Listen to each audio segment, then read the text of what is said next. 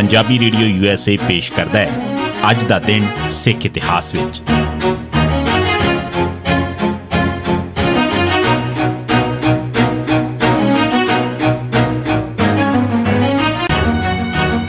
सिख इतिहास दीआं घटनावां च 24 सितंबर का दिन 1487 गुरु नानक साहब का विआह होया। जदों गुरु नानक साहब 16 साल के होए तां आप दी कुड़माई पिंड पखोके रंधावा के रहने वाले भाई मूलचंद चौहान की धी सुलखणी नाल होई। आप दा विआह 24 सितंबर 1487 के दिन बटाला च होया। आप दे घर 10 अगस्त 1494 के दिन श्रीचंद ते 13 फरवरी 1497 के दिन लक्ष्मीदास दो बेटे पैदा होए। 1534 गुरु रामदास साहब का जन्म होया। गुरु रामदास साहब का जन्म 24 सितंबर 1534 के दिन माता दया कौर ते बाबा हरिदास पुत्र ठाकुरदास ते पोतरा बाबा गुरदयाल के घर मौजूदा चूना मंडी लाहौर हुण पाकिस्तान च होया। इस थां ते एक गुरुद्वारा बनया होया है। आप दा बचपन का नां जेठा सी।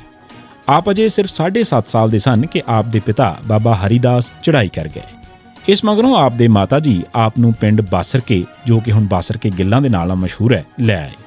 आपने अगले 3-4 साल बासरके गिल्लां च ही बिताए। इत्थे रहिंदियां आप दी नेड़ता भाई अमरदास साहब मगरों गुरु अमरदास साहब नाल हो गई। उन्होंने भाई जेठा नूं अपने पैरां ते खड़ा होण च बड़ी मदद की। 1544 च गुरु अमरदास साहब खडूर साहब च श्री गुरु अंगद देव साहब नूं मिले ते कुछ चिर मगरों उत्थे ही रहण लग पए। इस तों कुछ चिर मगरों भाई जेठा भी खडूर साहब जाण लग पए। भाई जेठा ने भी खडूर साहब च काफ़ी समा बिताया। 1552 च जद गुरु अमरदास साहब ने गुरगद्दी संभाली तां आप भी उन्हां नाल गोइंदवाल साहब जाके रहण लग पए। भाई जेठा दा गुरु अमरदास साहब नाल इन्ना प्यार सी कि ਉਹ उन्हां नूं अपने घर दा एक जी ही समझदे सन।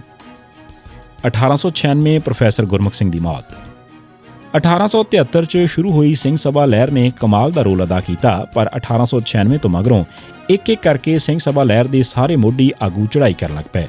सब तो पहला 8 मई 1887 के दिन कंवर बिक्रम सिंह कपूरथला, फिर 18 सितंबर 1887 ਨੂੰ ठाकर सिंह संधावालिया, जो उदों जलावतन होकर पुडुचेरी च रहिंदे सन।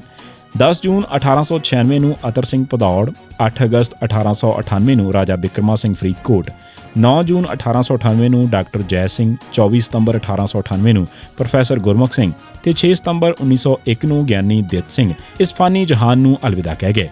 पर प्रोफैसर गुरमुख सिंह ते मगरों ਗਿਆਨੀ ਦਿੱਤ ਸਿੰਘ ਦੀ मौत नाल सिंह सभा लहर का पहला पड़ाव खत्म हो गया। 1980 ਅੰਮ੍ਰਿਤਸਰ ਨੂੰ पवित्र करार देने की मंग की गई। ਅੰਮ੍ਰਿਤਸਰ शहर पहलों गुरु का चक चौथे गुरु रामदास साहब ने वसाया सी। 5वें गुरु साहब ने इत्थे दरबार साहब ते सरोवर बनवाया। 6वें गुरु साहब ने इत्थे अकाल तख्त साहब उदों सिर्फ एक थड़ा ही सी जो बनवाया। इस शहर च तकरीबन 1 ਲੱਖ सिखां ने शहीदियां दित्तियां सन। इन्हां सारे कारणों करके ਅੰਮ੍ਰਿਤਸਰ एक पाक पवित्र शहर है। अंग्रेज़ डिप्टी कमिश्नर ने सितंबर 1915 च एक हुक्म जारी करके इस शहर च शराब बेचण ते पाबंदी ला के इस शहर के गुरु की नगरी ते पाक होण नूं दोहराया भी सी। पर 1947 च जद फिरकू हाकमां ने अंग्रेज़ों तो हुकूमत संभाली तां हिंदुआं नाल संबंधित शहरां नूं छड्ड के बाकी सारे धर्मां नाल संबंधित शहर नापाक, आम ते छोटी हैसियत दे हो गए। कुरुक्षेत्र, हरिद्वार, ऋषिकेश, केदारनाथ, बद्रीनाथ पाक रह गए, पर अमृतसर, आनंदपुर साहब, कीरतपुर साहब, करतारपुर साहब, खडूर साहब, गोइंदवाल साहब, तलवंडी साबो, फतेहगढ़ साहब, चमकौर साहब जां फिर अजमेर शरीफ वगैरह पाक ना रहे, क्योंकि ये शहर सिखां जां मुसलमानां नाल संबंधित सन।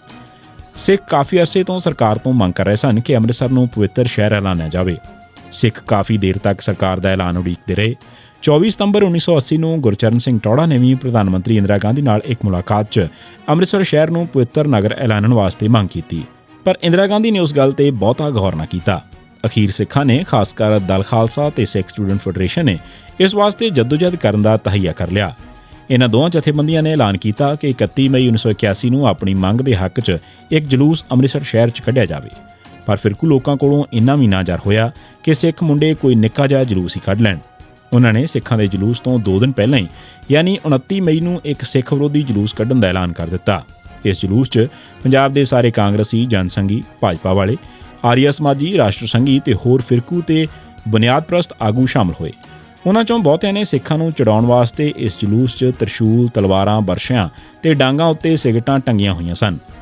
ये लोग नारे ला रहे सन कि सिगरेट बीड़ी पिएंगे और शान से जिएंगे, कच कड़ा किरपान, सिखों को भेजो पाकिस्तान, हिंदू हिंदू भाई भाई, सिखा शाही नहीं चलेगी, ऊड़ी ऐड़ी नहीं पड़ेंगे, जूड़ा जूड़ी काट तरेंगे।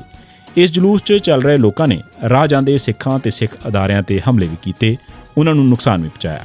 10,000 ਦੀ ਗਿਣਤੀ ਵਾਲੇ ਇਸ ਜਲੂਸ ਦੇ ਇਸ ਘਟੀਆ ਰੋਲ, ਗੁੰਡਾਗਰਦੀ, ਧੱਕੇਸ਼ਾਹੀ ਤੇ ਬੇਵਕੂਫੀ ਬਾਰੇ ਇੱਕ ਹਿੰਦੂ ਅਖਬਾਰ ਨਵੀਸ ਪ੍ਰੇਮ ਭਾਟੀਆ ਨੇ 30 ਮਈ ਨੂੰ ਟ੍ਰਿਬਿਊਨ ਅਖਬਾਰ ਦੇ ਐਡੀਟੋਰੀਅਲ 'ਚ ਲਿਖਿਆ ਕਿ ਕੱਲ੍ਹ 29 ਮਈ ਤੱਕ ਅਜਿਹਾ ਜਾਪਦਾ ਸੀ ਕਿ 500 ਤੋਂ 1000 ਤੱਕ ਸਿੱਖ ਇਸ ਜਲੂਸ 'ਚ ਸ਼ਾਮਲ ਨਹੀਂ ਹੋਣਗੇ, ਪਰ ਏਡੇ ਵੱਡੇ ਹਿੰਦੂ ਜਲੂਸ ਦੇ ਨਤੀਜੇ ਵਜੋਂ ਦਲ ਖਾਲਸਾ ਤੇ ਇੱਕ ਸਿੱਖ ਸਟੂਡੈਂਟ ਦੇ ਜਲੂਸ ਦੀ ਤਾਦਾਦ ਬਹੁਤ ਵੱਡੀ ਹੋਵੇਗੀ। ਹੋਇਆ ਵੀ ਇੰਝ ਹੀ। 31 ਮਈ ਨੂੰ ਸਿੱਖਾਂ ਦੇ ਜਲੂਸ ਦੀ ਗਿਣਤੀ 25000 ਦੇ ਕਰੀਬ ਸੀ ਤੇ ਹਜ਼ਾਰਾਂ ਸਿੱਖਾਂ ਨੇ ਨੰਗੀਆਂ ਕਿਰਪਾਨਾਂ ਨਾਲ ਜਲੂਸ ਕੱਢ ਕੇ ਫਿਰਕੂ ਲੋਕਾਂ ਦੀ ਜ਼ਹਿਰੀਲੀ ਤੇ ਫਿਰਕੂ ਜ਼ਹਿਨੀਅਤ ਦਾ ਮੂੰਹ ਤੋੜਵਾਂ ਜਵਾਬ ਦਿੱਤਾ। ਇਹ ਸੀ ਸਿੱਖ ਇਤਿਹਾਸ ਦੀਆਂ ਘਟਨਾਵਾਂ 'ਚ 24 ਸਤੰਬਰ ਦਾ ਦਿਨ। ਸੁਣਦੇ ਰਹੋ ਪੰਜਾਬੀ ਰੇਡੀਓ USA।